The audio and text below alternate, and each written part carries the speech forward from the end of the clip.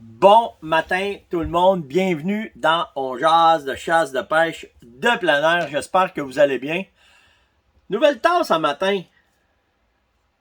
Ben oui, une tasse du Kiamika. Naturellement, Nicolas m'a fait un cadeau pour voir ses corelles. Je commence à penser à vouloir faire des collections. Une coupe de tasses préférée le matin pour prendre un café avec vous autres. Bonne fête le Québec ce matin, on est le 24 juin. Bonne fête des Québécois. Après la pandémie, je pense qu'on va pouvoir fêter un peu ça, puis un peu de célébration un peu partout. On va faire attention à la distanciation. Mais quand même, c'est quand même une fête nationale, donc amusez-vous bien aujourd'hui. Abusez pas trop des bonnes choses de la vie. Moi, on va être à la chasse encore ce soir. Hier, Yann, on est allé prospecter. Moi, ce que j'ai fait, c'est qu'Yann, lui, il est allé s'installer avec Jen. Puis moi, ben, je suis allé faire le tour de certains appâts pour voir comment est-ce que ça allait. Puis, asti qu'ils sont pas chanceux parce que il y a de l'ours partout. Pour vous donner une idée, là, le site où est-ce que Micha nous a fait là, de pourvoirie Noukchouk, là, cette bête-là, où est-ce que Max a récolté, où est-ce que moi j'ai récolté, la femelle elle est encore là. Puis il y a déjà un autre gros mâle qui est avec. Puis ils sont là matin et soir. Ça a même pas pris 4 jours que il y avait un autre mâle qui avait pris la place de l'autre puis qui voulait accoupler cette femelle-là. Fait qu'elle est hot, la madame. Fait qu'il est vraiment après. Puis là-dessus, il y a 2 autres mâles qui sont là. Qu'eux autres sont plus petits. Le mâle que je vous parle, il est du même size que le mien que j'ai récolté. Mais il y en a 2 autres, je dirais, là, 180-200 livres qui sont là. Fait que ce spot-là, il marche au fond. Puis je suis allé en voir un autre, puis il est à côté aussi. Il y a 4-5 ours dessus, puis dont un, c'est un autre beau. Fait que là, c'est juste une question de temps. Yann, hier, après analyse de ce qui s'est passé, pourquoi faire qu'il ne voit pas d'ours à ce spot-là, 2 affaires. La première, c'est que le vent vire beaucoup, parce qu'hier, il doit avoir passé 2 bouteilles de nose. Ça, là, pas juste parce que c'est la ferme Monette, mais il y en a plein d'autres compagnies, là. Essentiel. Vraiment. Pour de vrai, là, si vous avez de quoi avoir dans vos poches en tout temps, c'est ça. Parce que Yann, il dit, hier Yann a passé 2 bouteilles.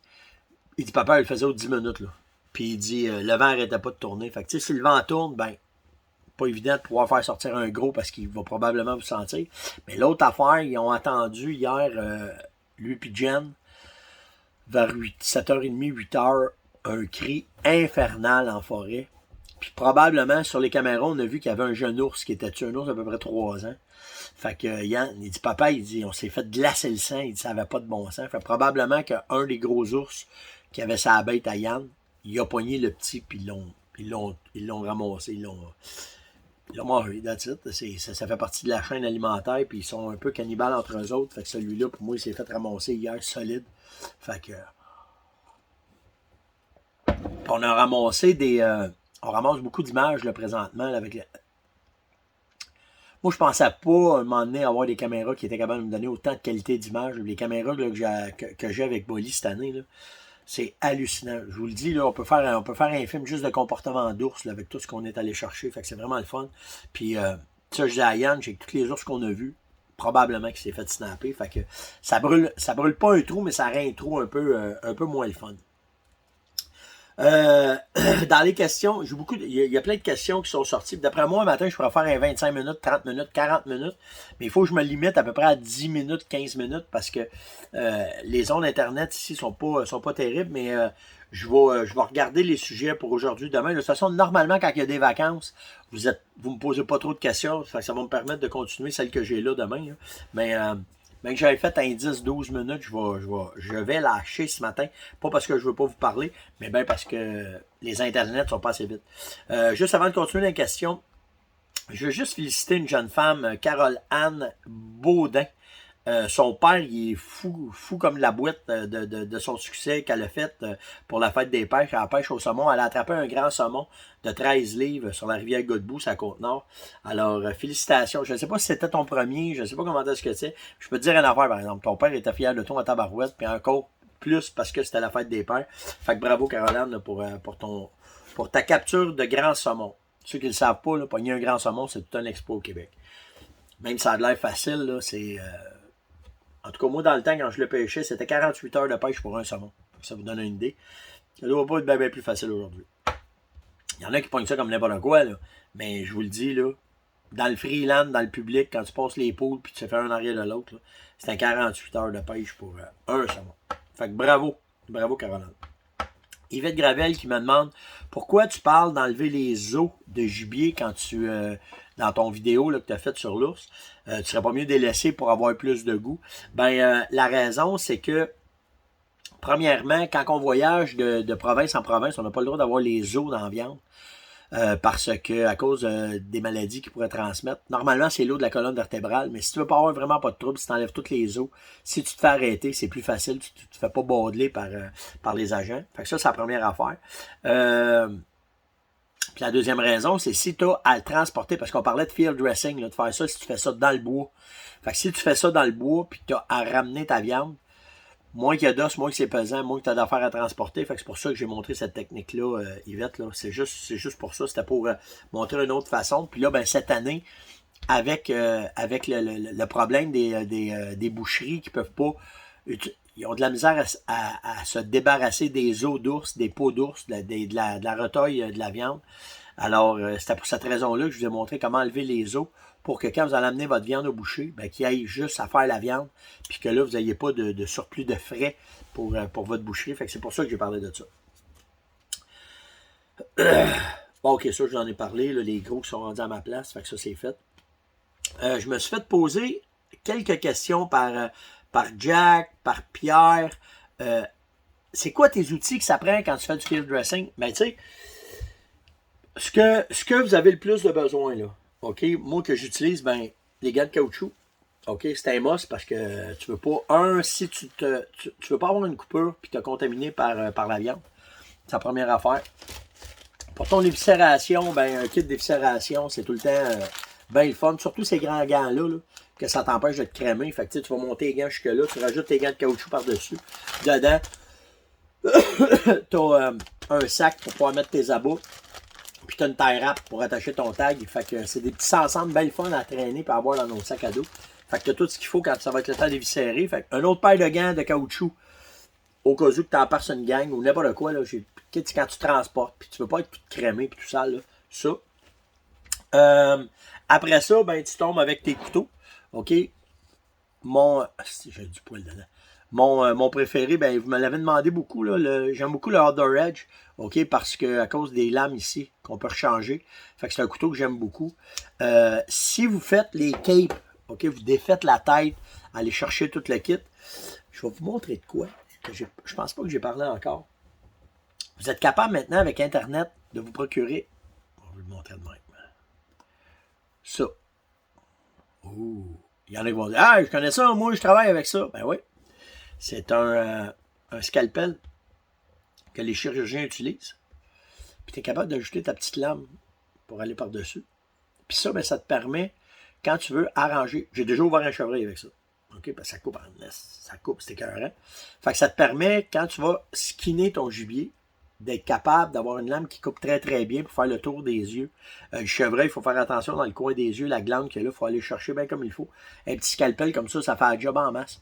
Après ça, n'importe quoi, là, vous avez besoin d'aller chercher en finesse. Un scalpel va vous aider beaucoup à faire ça. Puis, tu peux en acheter, là, il y a des places, des magasins spécialisés que tu peux en avoir. Mais moi, je les ai fait venir sur le web. Je fais marquer scalpel, puis tout est disponible. Puis les lames, ils viennent dans un emballage comme ça.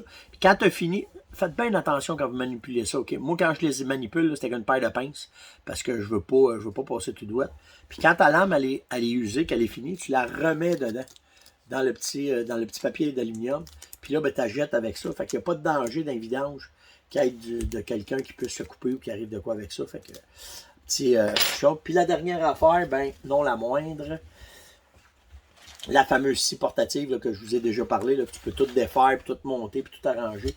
C'est pas mal les outils que je vais utiliser quand je fais mon field dressing. Quand je suis dans le bois, j'ai ça. Il y a un couteau maintenant, je ne l'ai pas trouvé à matin, mon stock, Depuis que je fais on jase, mon stock est partout aussi. J'ai un peu de misère à retrouver des fois mes affaires, mais vous avez un couteau qui se vend aussi avec des lames de chirurgien. Ça s'appelle un Avalon.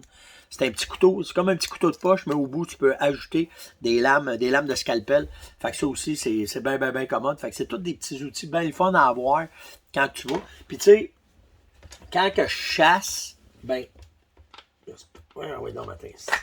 Quand que je chasse, ben j'ai tout le temps aussi un couteau de chasse, là. OK? J'en ai déjà parlé, là. J'aime les couteaux qui ont une belle gueule.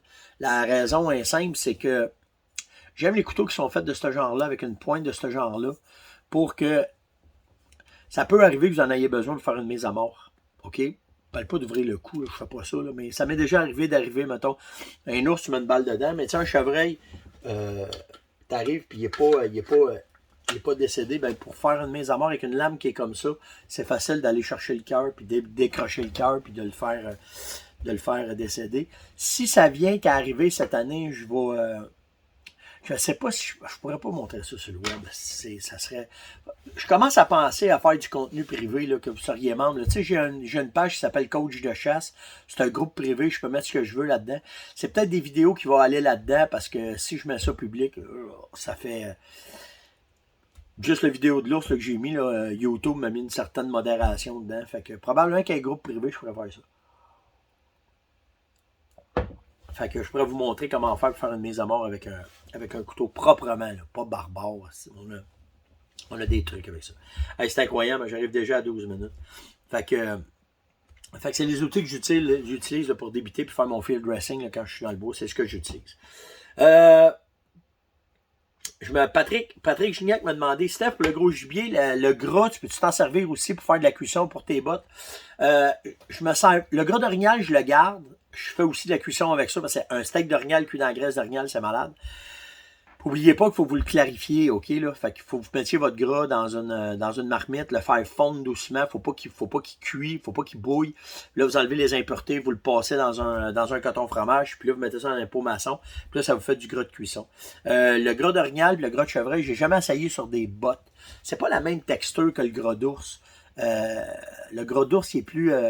perméable, je sais pas si on peut dire ça, mais en tout cas, puis il s'étend pas bien. Le gras d'orignal, c'est un saindoux dur. C'est fait quand il est fondu, ça marche, mais le gras d'ours, lui, il reste malléable pour mettre sur nos bottes, fait que c'est pour ça.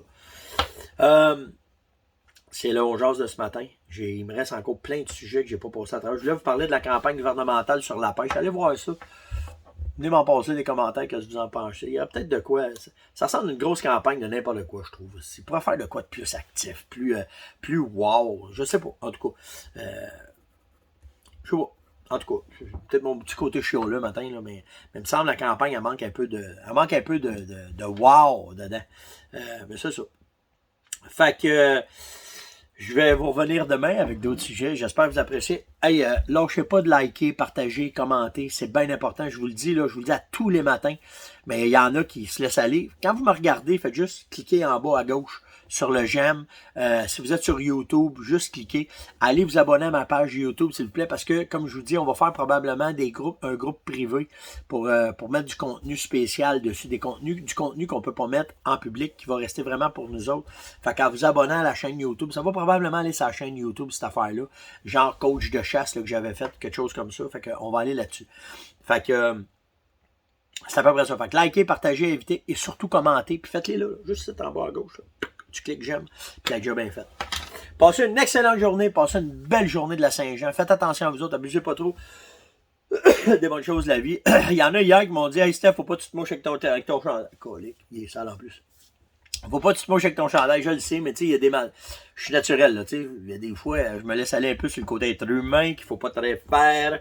Alors, je m'excuse pour ceux que ça l'a froissé un peu. Je sais qu'on est en temps de COVID. Quand tu te mouches d'un Kleenex, puis tu te laves les mains après, puis ouais, je suis tout au courant de ça. Lâchez pas, passez une maudite belle journée, attention à vous autres, puis on se voit demain tout le monde. Ciao!